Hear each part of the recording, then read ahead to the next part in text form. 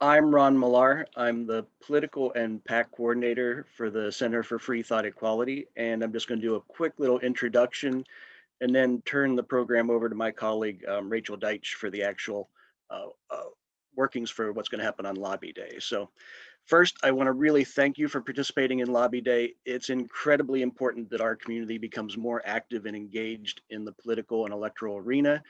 We've witnessed recently the threats and damage that Christian nationalists are doing to our country, and what we're on just a razor thin of keeping them out of absolute power. So again, our community, because we've been growing, we have the potential and the responsibility to become more engaged to shut down Christian nationalism in this country. And once we become organized, we can really put the Christian and nationalist, anti-democratic, bigoted, anti-science, racist, misogynistic, homophobic crusade to an end. So no pressure. That's all you have to do. So again, thank you for participating. Rachel and I actually don't work for the American Humanist Association. It's a shock. It's really because we're special people, but it's also a legal thing. We work for the Center for Free Thought Equality, which is the advocacy and political arm of the American Humanist Association. So that means Rachel can spend unlimited amounts of time up there on Capitol Hill lobbying on our behalf and lobbying the Biden Harris administration, which she does. And also the benefit of having a 501c4, which is our IRS designation for the Center for Free Thought Equality, we can have a political action committee, and that's what I work on. So, we work to contact and endorse political candidates, and we've been fairly successful at that over the years. When prior to the 2016 election, we only knew of 5 state legislators who identified with the atheist and humanist community. So, over the work that we've done endorsing candidates and reaching out to candidates and elected officials, we now know of 60 state legislators who identify with us. And we have a whopping 1 member of Congress who identifies with us. And that's also the response to our endorsement activities. Jared Huffman responded in 2017 to a candidate questionnaire that we sent out, had an interesting response to our religion question. We did a back and forth with emails, finally arranged a dinner. And through that dinner, he agreed to publicly identify with our community. So it would been 10 years before when we had Pete Stark in 2007 identify with our community. And so, we were very grateful that Jared Huffman, identifies with us. And 6 months after he identified with us, he had such a great response from his colleagues saying, how brave it was for him to come out and how important it is to promote the secular nature of our government, that he was able to form the Congressional Free Thought Caucus. And Rachel's going to talk a little bit more about that. But we were instrumentally involved in that and even held the second organizing meeting at the American Humanist Association building. So it was really exciting. And I think we have 14 members now, and we're going to keep growing. And just this year, or last year actually, we helped set up the Association of Secular Elected Officials, which is a body to allow local and state elected officials to network, share model legislation, and do some education on about getting our community engaged and active. So I'm going to throw some resources that we have from the Center for Free Thought Equality about how you as individuals can be more engaged in the political process and also get your nonprofit groups more engaged, because it's a lie that you can't be involved in the political electoral process. You just can't endorse candidates, but you can do great civics education, and it's absolutely necessary that we get our people more engaged. So I'll throw that up into the chat section in a little bit. And also I want to tell you that you're going to have a great day on Lobby Day, but then at 5:30 Eastern, at the end of Lobby Day tomorrow, we're going to have the annual meeting of the Center for Free Thought Equality, our members meeting. And we're going to have Mark Pocan speak and Francesca Hong. Mark Pocan is a member of Congress, also a member of the Congressional Free Thought Caucus. And we're going to have Francesca Hong, who's a Wisconsin State Assembly member, and she identifies as a humanist. And also we'll be talking a little more in depth about the activities that we do for the Center for Free Thought Equality. So I hope you're able to join us for that event. So Again, thank you very much for participating in Lobby Day. It's incredibly important. And I'll turn it over to Rachel, who will tell you all about what we're going to be doing. So we have 50 meetings tomorrow with offices from 22 states, and I am so excited. We are going to break up the rest of our time today into 3 sections. First, I'm going to walk us through the Do No Harm Act, so everyone's familiar with the talking points. Second, I'm going to walk through how to hold an effective virtual lobby meeting and how the day will run logistically tomorrow. This is our first ever virtual lobby day. There are a lot of logistics to coordinate on our end. We have tried to make it as seamless as possible, but I'm sure hiccups will happen, and we just want to make sure everyone knows where to find help tomorrow as small obstacles arise. And lastly, like I mentioned at the beginning, we are going to break up into groups by state so y'all can meet your fellow constituents who you'll be joining in meetings tomorrow, and perhaps even meet your support teams. So let's start with the problem, diving right into the Do No Harm Act. But to talk through what the Do No Harm Act is supposed to do, we have to talk about the problem it's trying to fix. So in 1993, the Religious Freedom Restoration Act, commonly known as RFRA, was signed into law to protect the rights of individuals to freely practice their faiths. What this was supposed to look like was protecting the rights of a religious group using tea made with prohibited or illegal hallucinogenics in religious ceremonies, a Sikh soldier, to wear a turban in the army, a Muslim man's right to grow facial hair in alignment with his faith while incarcerated in federal prison. And the common thread in these examples is a person's expression of their faith, or an expression, an exercise of their faith, coupled with a government entity or interest. And the law was passed with overwhelming bipartisan support. And I just want to pause for a second. Y'all are going to hear me talk in talking points, and that's just to get y'all comfortable with some of the language you'll be using tomorrow. So like I said, overwhelming bipartisan support, non-religious, religious, Democrat, Republican, this bill had overwhelming support.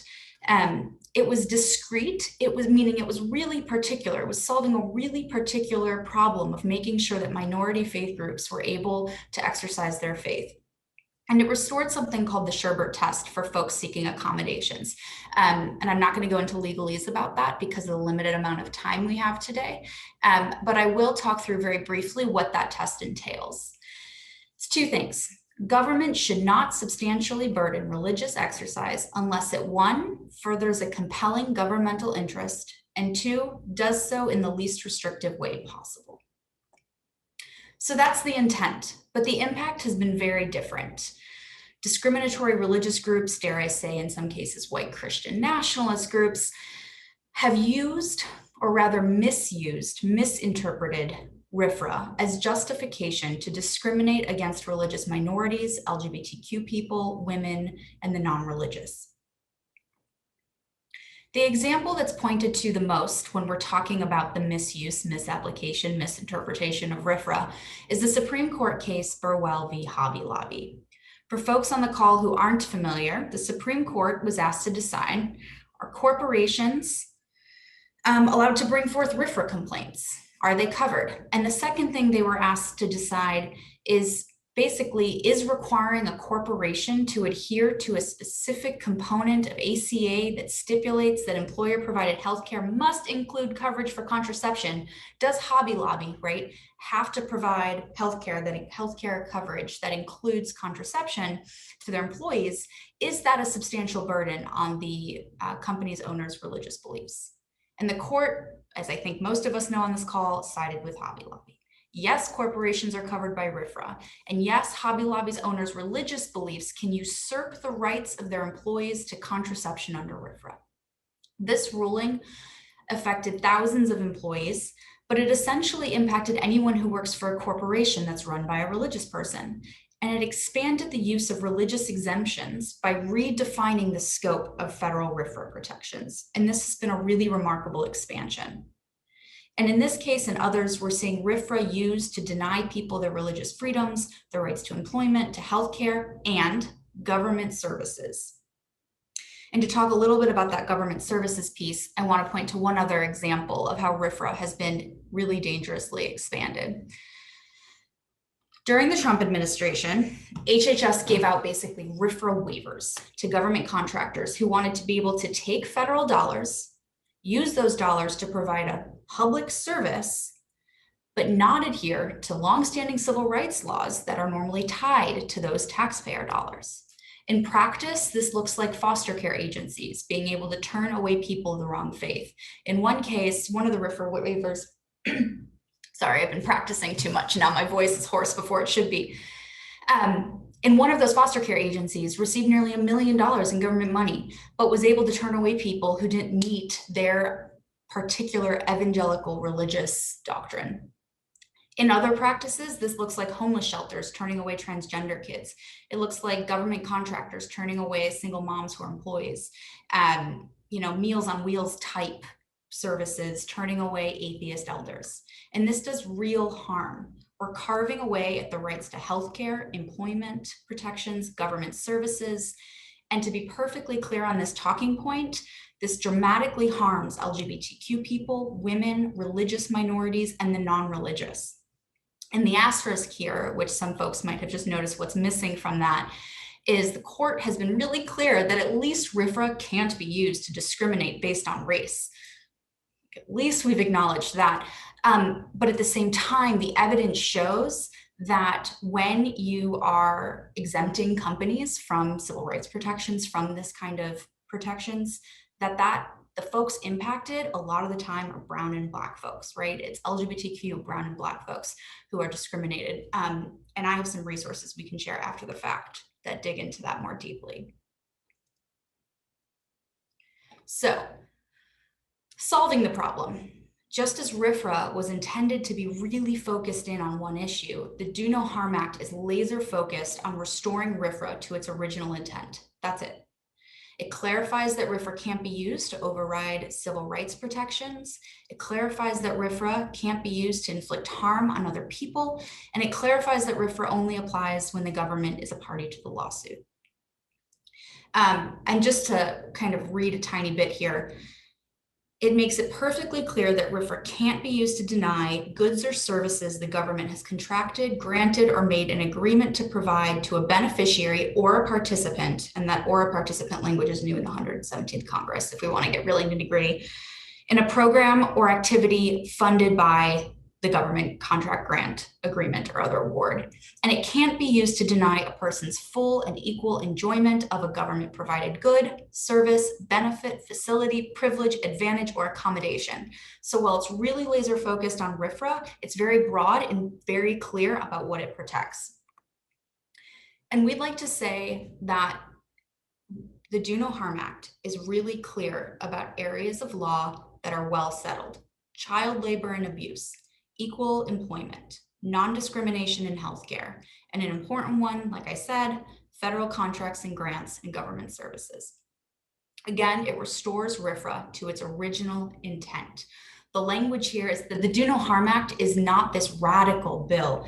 It doesn't take things too far. It actually just fixes problems that have developed in RFRA and how it's being interpreted.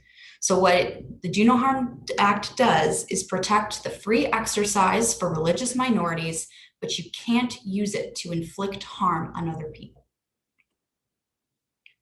So let's shift to the status of the bill. Last Congress in the House, the bill had 215 co-sponsors and got a full committee hearing in Ed and Labor. And in the Senate, the bill was introduced by Kamala Harris and it had 33 co-sponsors. This Congress, we already have 124 co-sponsors in the House, and it hasn't yet been introduced in the Senate. But we still have tons of time, and I think this is where we can kind of make up some ground in our meetings tomorrow. So I'm about to cover a ton of information about very particularized asks, and I want to say, and I think I'll say this a few times in my presentation, this is all covered in your briefing packets that went out on Friday evening. They say if your meetings are with sponsors or co-sponsors last Congress, it says if they're in judiciary, which matters here. So I'm going to be going through a lot of information, but don't feel like y'all need to write this down. And as soon as the presentation's over today, I'm going to go and throw a PDF version of this into your briefing packet folders. So you'll have all this information. Okay, but I do want to talk through it. So I broke this piece up into 2 different slides for Democrats and Republicans because our asks are different of them. This is a party line bill and we want to be realistic with our asks. So starting with Democrats, for sponsors, the ask is easy. Thank you so much for your leadership. We have to build on the momentum gained last Congress. Please work with your colleagues to secure a hearing for the bill. And in your packets, we've broken it down even further. We've noted if they were present at that Ed and Labor hearing and if they had this really amazing defense in their remarks. We want to thank them for that, right? And like I said, we also note if they're on judiciary, which gives them a little more influence here and we can be more direct with our asks.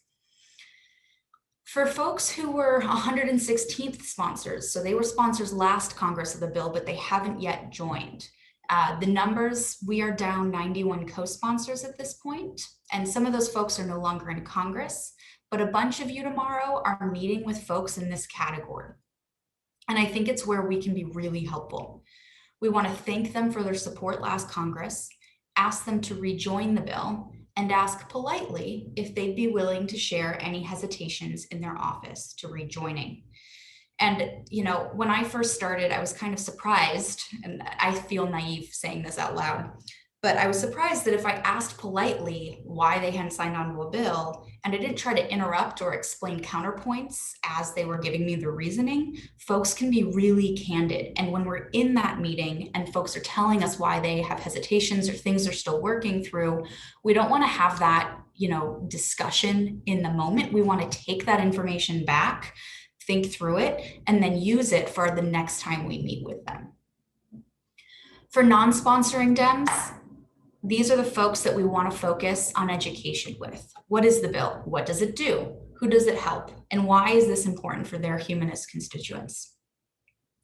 Moving on to Senate Dems, most of the evidence we have for how to particularize our asks in our meetings tomorrow is from last Congress. So for sponsors last Congress, we want to tell them that this bill is still incredibly necessary. Harm is still being done. We want to thank them for their leadership last Congress and let them know that we're looking for a new champion to take Vice President Harris's mantle on. Sorry, that's a little religious language there. For example, if you're meeting with the California delegation, we'd love to see California continue to lead on this issue. And there are a few folks, there's a few Senate offices that we think would be really primed to take this on.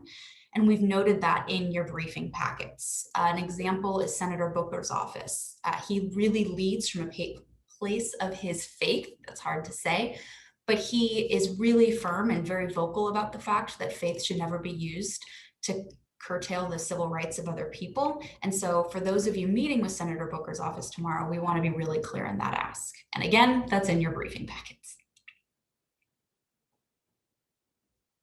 Republicans. Okay, y'all are meeting with some pretty conservative Republicans tomorrow. For 90% of you who are meeting with Republican offices, we are not asking them to sponsor the bill. We aren't even going to go into depth about, you know, our like very particularized asks for the bill. And there's 2 reasons to that. One, they're not going to do it, so it's a wasted ask. And there's some Republicans that we can make that ask of. I'm not saying that this is just a hard line, no. But for most of the offices that just aren't going to sponsor it, it's a wasted ask. The second reason is we very strongly support the Equality Act, right? And opposition to the Equality Act has honed its message to focus on how equal rights for LGBTQ people would harm religious freedom. That is not a statement we agree with. We strongly disagree with that statement. But opposition to the bill has really clung to that religious freedom line. And we don't want to do anything to harm the Equality Act. And I like to think that as humanists, we have enough self-awareness about the optics of going into the meeting. Some of us are atheists, some of us are very open about that. We are not the right people to be talking to their office about religious harm and asking them to sponsor the Do No Harm Act. If some of you joined my session yesterday with Meg Hunt, we talked about how, State Senator Meg Hunt, for folks who weren't there, she's an awesome state senator in Nebraska. We talked about how we can be more successful if we let physicians and church leaders who agree with us to do that advocacy. So the asks are pretty much the same for the House and the Senate. We want to introduce them to our community. They may have some preconceived notions about humanists that we can, dispel in the meeting, or they might not know about us at all. And then we want to encourage them to explore a more inclusive definition of religious freedom, our definition of religious freedom. I would argue the longstanding definition of religious freedom in this country. And I don't think we should go in and say the word inclusive a ton, but we want to hark back to the First Amendment, to the Virginia Statute for Religious Freedom. We want to emphasize that if humanist religious freedoms are curtailed, no one's are safe. We might even mention that every religious group is a minority somewhere in this country, and we can't force someone's religious beliefs or their exercise of their faith onto others.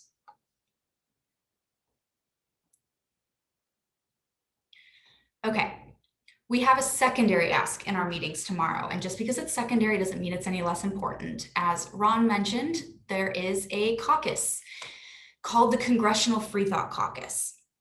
Founded in 2018, and it's co-chaired right now by Jared Huffman and Jamie Raskin, both of whom identify with our community. Raskin identifies as a humanistic Jew, and Jared Huffman as a secular humanist. The caucus provides a platform for members of Congress to uplift the rights of humanists and atheists in legislation and amongst themselves. The caucus has 4 objectives. First, promote public policy formed on the basis of reason, science, and moral values. Second, protect the secular character of our government by adhering to the strict constitutional principle of the separation of church and state. 3, oppose discrimination against atheists, agnostics, humanists, seekers, religious and non-religious persons, and to champion the value of freedom of thought and conscience worldwide. And lastly, and I think this is a really important one, provide a forum for members of Congress to discuss their moral frameworks, ethical values, and personal religious journeys. During COVID, when work in the House just all went to remote, the caucus started having virtual member meetings where they would bring in guest speakers to speak on a different issue. And then they would talk about amongst themselves about what freedom of religion means, what it means to be a humanist and an atheist. And those are really valuable conversations. To a ton of those meetings, there'll be someone, a member of Congress who isn't a member of the Congress, shows up, they hear the conversation, and 2 weeks later, they're a new member of the caucus. And so our secondary ask for your meetings tomorrow, if you're meeting with someone who's a sponsor of the Do No Harm Act, if they are in line with our values, or if you just have a great meeting, please invite them to join the caucus. The caucus is working on its next event in the series, and if you let us know that you've asked them to join, we will be sure to send them a personalized invitation. And again, this is all in your briefing packets. Every meeting says if they're already a member of the caucus, and for a lot of members, our particularized asks say, please consider joining the Congressional Free Thought Caucus. And you know what, I can't see the time, so I just want to make sure that we are on schedule. Okay, great. Perfectly on schedule. Okay, shifting gears to talk about how the day will work. Lobbying 101. How we are going to do our first virtual lobby day is that each state will have a shepherd and an AHA staff person. And in some cases, these 2 roles are filled by one AHA staffer, meaning the AHA staffer in your meeting is also your shepherd. The shepherd advocate is someone who's done this before or does this for a living. Those are the folks who can answer wonky questions or you can always turn to for support in your meeting. Do not hesitate to go, you know, that's a great question for Roy. Roy, can you take this one? And then the second role is the AHA staff person. So if your shepherd is one of our amazing partner organizations, and I am so grateful to y'all for joining us, who's volunteered to help us out tomorrow, they'll be joined by an AHA staff person who will start the meeting, introduce our community very, very briefly, and then manage Zoom logistics. Each of your meetings will be 30 minutes max. Please pay attention to the time. Your agendas have what I would say strongly recommended timeframes for each section. Try not to go over because at 30 minutes, your meeting will most likely kind of be cut off. You'll often hear in an office be like, oh, you know what, gotta run to my next meeting. They'll cut you off. So just please pay attention to the time. Logistics wise, most of you will be using the same Zoom link all day tomorrow. The exceptions are if you're meeting with Rubio's office, We're using their conference line. If you're meeting with Representative Norton from DC, she preferred to use a conference line because we're working with her and she's got to run to a bunch of different places. And then if you are the Illinois delegation, I am actually your shepherd and we'll be using a Google Meet link tomorrow. We ran out of Zoom credentials. And some of you will have back-to-back meetings. We have so many meetings planned for tomorrow that we actually just don't have the capacity to space them all out. So if you have a back-to-back meeting, your AHA staff person who's managing the Zoom logistics will have that all set up. You do not need to do anything. You just stay in that Zoom meeting. And when the time is ready, the AHA staff person will let the next congressional staffer into the meeting. So you'll be meeting with a member of staff, likely a legislative assistant or legislative director. Please be polite, concise, and direct. Be very clear about our ask. You don't want to waffle in these meetings because they are so short and because we want to just make sure that a staff member we're meeting with walks away from the meeting knowing where we stand. So don't say something like, we would love it if you would consider possibly maybe joining and supporting the Do No Harm Act. You know, you want to be really clear. We are asking your office to sign on a co-sponsor to the Do No Harm Act. And the last thing here is make sure that you tie your ask back to your district, to your state. And whenever possible, tie it back to the humanists in your district or your state. And the last asterisk here is while most of you are meeting with a member of staff, some of you are meeting with your member of Congress directly, and that's noted in your briefing packets. A little bit about doing this virtually for the first time. Hill staff are super comfortable with this format. A few best practices. Please log into each meeting a few minutes early. Please do not make staffers wait for us. Again, these are short meetings, so we want to make sure we use their time valuably. We want to make sure we use their time effectively. Let's just circumnavigate that word. Please mute yourself when you're not talking and unmute yourself when you have something to add. This also will flag to the speaker, your shepherd, or your AHA staff member to pass the mic to you. Please be on camera if possible, even if the congressional staffer isn't. And please take the meeting somewhere quiet with reliable internet. Please, please, please do not do your meetings from your local dog park. And just to reiterate, because the meetings are so short, please make sure to be concise, especially if there's a lot of constituents in the meeting. We want to make sure that everyone has a chance to share their view. Okay, lobbying 102 troubleshooting. We get the same questions kind of over and over again about anxieties, especially for folks who haven't participated in a lobbying day or haven't had a meeting with their representative or senator. So a few of the kind of FAQs that we get about lobby days. What do I do if the staff member asks me a question that I do not know the answer to? Well, like I said, your shepherd advocate can answer tough or wonky questions on the spot.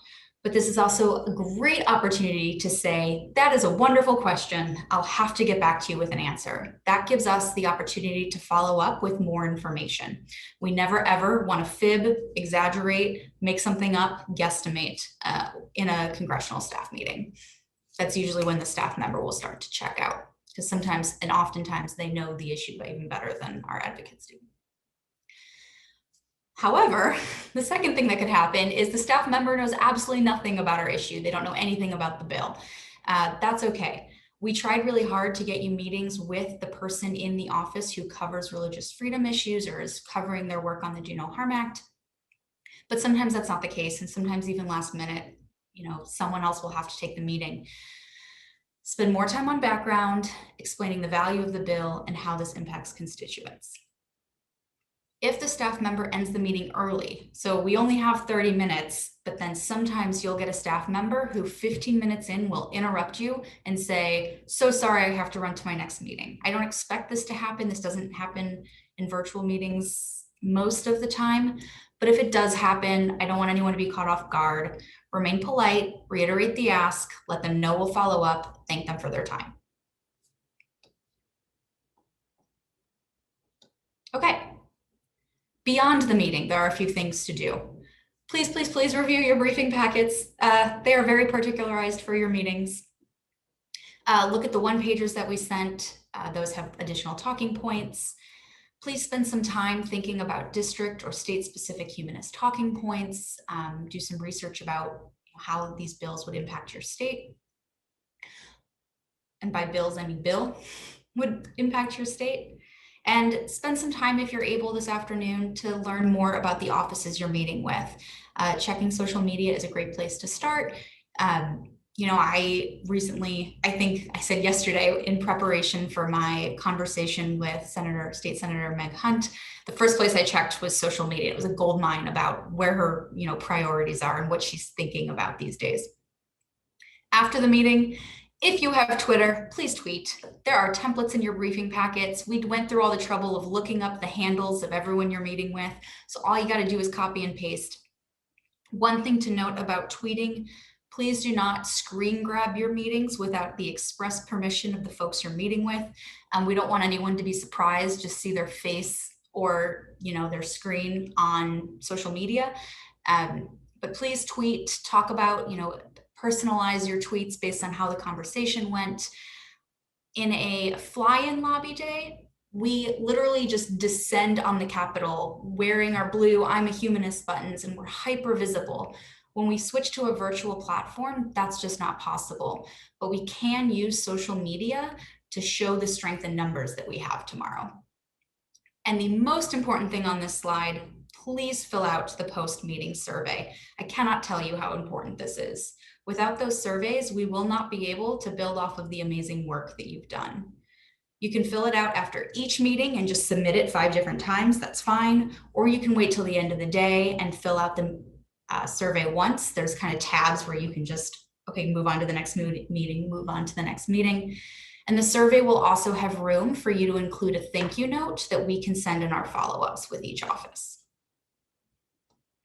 Oh, and the link to that survey is in your briefing packet.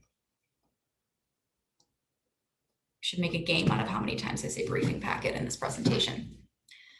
Okay. Before we move into your breakout rooms, I want to talk a little bit about your meeting agendas, because your breakout rooms are going to be spending a lot of time on your meeting agenda. So this is a sample that I took from one that we prepared for someone who had sponsored, a House member who had sponsored the bill last Congress, but hasn't yet joined this Congress. So to start the meeting, AHA staff member will open the meeting and just introduce AHA and our conference for like 30 seconds. It's like 2 talking points. Then they'll pass it over to the attendees, which will be led by a constituent. Everyone in the meeting should feel comfortable to share your name, where you're from, if you're involved in a local humanist group. If you're the constituent, please say that. Our state delegations are attending each meeting together, so you might be in a meeting where there's 3 folks from Connecticut in the meeting, but only one of you is actually a constituent of Rep. Hynes. And so when it comes your turn to introduce yourself, please make it super clear that you are a constituent of Congressman Hynes. Issue background. A constituent should lead this portion with, of course, support from an advocate. So in your breakout rooms, decide who among you would like to lead on the issue background for each particular meeting you're in. And then 4 is the specific asks and thank yous that, again, a constituent should lead. And this is the hyper particularized portion where we've done the research to figure out, did they say something awesome at the Ed and Labor hearing? Are they part of a caucus that pertains to the bill? And we've tried to particularize those as much as possible, which will hopefully keep the staff member engaged. Next is the Q&A, which again should be led by a constituent with, of course, support from your advocate. For folks who haven't sponsored yet, you can kick this off and say, can you share if your office has any hesitations to signing on again? Or if that's not a question that you're asking, just open it up the floor and ask the staffer, what questions can we answer for you today about our community, about the bill, about the Congressional Free Thought Caucus, and try to answer those to the extent that you can. And if not, always just say, we'll follow up. Lastly, thank them for their time, show gratitude for them making the time to meet with you on Monday. This is a very, very busy week in Congress. I didn't really think that it would be that busy, and saying that out loud sounds silly. So the fact that we've got 30 minutes of their time-ish, please thank them and note that we'll follow up. Okay. Last thing, logistics troubleshooting. If an emergency comes up last minute, you can't make your meeting, please let me know. We sent out meeting requests to offices, making it clear we are requesting this meeting on behalf of one of your constituents. And so if we show up to the meeting and there are no constituents there, that really doesn't look good for our community. So if for some reason you can no longer attend the meetings that we have scheduled for you, and in particular, it's super important, if you are the only constituent for that meeting, please email me, let me know so I can give them a heads up. If your Zoom credentials don't work for any reason, please email the AHA staffer on your team and me. And if a staffer cancels a meeting, I will notify the shepherds and constituents very quickly. And when in doubt, email me. I also almost can't believe I did this because I don't give out my cell phone number. I put my cell number in my signature to the emails I sent to your delegations on Friday evening. Use it, don't abuse it. I still think email will be the fastest way to get a hold of me. But if you have to call me, please feel free to give me a call. Okay. Now we are going to move into breakout rooms, a little bit about what we are hoping to accomplish in those breakout rooms. Meet your team. Folks who have a ton of people from their state delegation, we want you to get acquainted with each other. We want you to review the schedule for tomorrow. And I might even say this twice because it's so important. Everyone's meeting times are listed in Eastern time zone. We would have never been able to successfully match everyone 22 states to their correct time zone and not messed it up somehow. So please do the math with your team to figure out what time your meetings are in your local time zone. Please spend some time identifying a constituent lead for each meeting. Review the agendas and the talking points, and create district or state specific talking points. A lot of you will be put in rooms with your teams.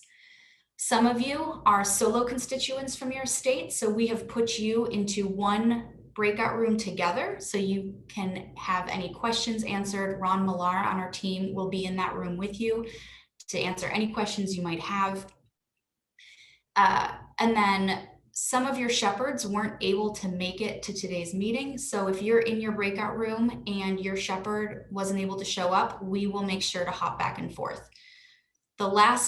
I know this is complicated and I'm sorry, but I felt that breakout rooms were really important. All the shepherds and AHA staffer are going to be supporting multiple state delegations tomorrow. So if your shepherd or your AHA staffer isn't in a room when you get moved to your breakout rooms, someone will come to your room eventually. And your shepherd might just be starting with one of their other teams and will move over as soon as they can. The last thing I want to say about schedules for tomorrow, because I had this written down to say, but I don't think I said it, is that the first meeting of the day, your Zoom room will open 10 minutes early so y'all can get reacquainted with each other. Ask any final questions. So there's 10 minutes of prep time before each state's first meeting of the day.